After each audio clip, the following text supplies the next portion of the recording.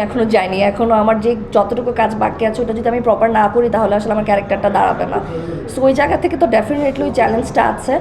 আর যদি আমি বলি যে ফিল্মটা ঈদে আসছে, ওই চ্যালেঞ্জের কথা যদি বলেন তাহলে আমার মনে হয় যে আমি একটুখানি রিলিফ ওই জায়গা থেকে আছি, বিকজ আমি যখন দেখলাম যে উৎসবের মতো গল্প মানুষজন এত ভালোভাবে গ্রহণ করেছে, মানুষ এত দেখেছে, ঈদের পরও উৎসব টানা হাউসফুল ছিল। আমি যতটুকু যে আমি নিজে 2বার গিয়ে ফিরে এসেছি, আমি দেখতে পারিনি।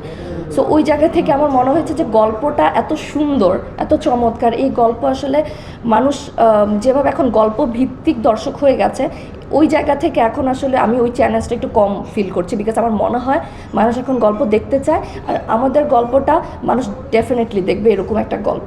আসলে হয় কি ভাইয়া, এটা তো মনে করো আমার মনে হয় মানে যেমন আমার পার্সোনালি আমি নিজেকে সবসময় বড় পর্দা দেখতে চেয়েছি, বা আমি চেয়েছি যে আমি ইন্টারন্যাশনালি কাজ করব, একটা আর্টিস্ট আমার মনে হয় ওই ইচ্ছাটা থাকে।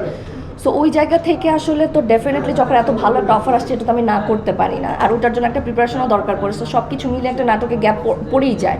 সো ওইটা পড়েছে আমার, কিন্তু আমার মনে হয় যে ওই ব্যাপারটা আমি কখনো চিন্তা করিনি যে নাটকে গ্যাপ পড়বে কি না বা কিছু, বিকজ আমি দেখেছি যে আমার জুনিয়ররাও যারা এখন কাজ করছে তারাও খুব ভালো কাজ করছে। সো গ্যাপ পড়ার কিছু নাই, আর একজন গেলে যে আরেকজন আসবে এটা খুব স্বাভাবিক একটা ব্যাপার হয়ে যায়।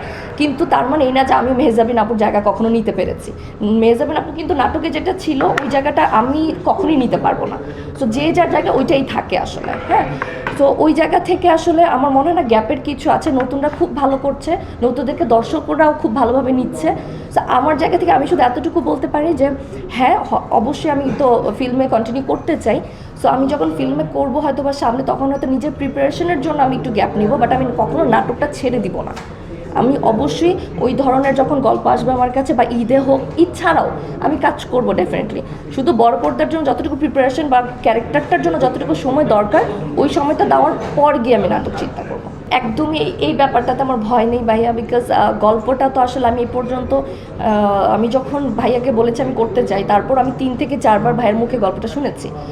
আমি স্ক্রিপ্ট পুরোটা জানি, আমি স্ক্রিপ্ট পড়েছি। সো আমি এত কিছু জানি A to Z, যে আমি জানি যে এটা জগা খিচুড়ি হওয়ার কোনো কারণই নাই। এটা এত স্মুথলি গিয়েছে, এত ক্লিয়ারলি দর্শক এটা দেখবে, আর সব কিছু এত সুন্দরভাবে রিলেট করতে পারবে, কানেক্ট করতে পারবে, যেটা আসলে গজা খিচুড়ি হওয়ার কিছু নয়। বিকজ আমাদের রায়হান খান যে ডিরেক্টর, উনি এই গল্প নিয়ে অনেক সুন্দরভাবে নিখুঁতভাবে রিসার্চ করেছেন, এই গল্পটা ওই সুন্দরভাবে লিখেছেন।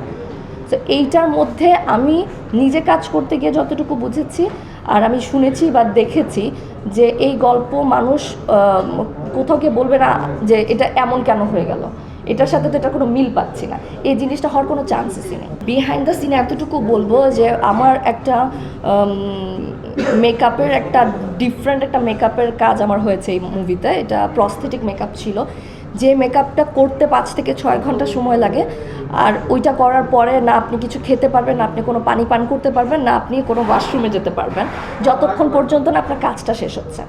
সো ওইটা হচ্ছে আমার জন্য খুব চ্যালেঞ্জিং ছিল। আর এইটা হচ্ছে টুইস্ট, যে এই যে মানে মানুষ আমাকে এই মেকআপে যেটা দেখবে, এই মেকআপ আমি বলতে পারি যে 1971 থেকে এখন পর্যন্ত যত মুভি হয়েছে বাংলাদেশে, এই মেকআপ, এই ধরনের পুরোপুরি গেটআপের মেকআপ এখন পর্যন্ত বাংলাদেশের সিনেমায় দেখা যায়নি।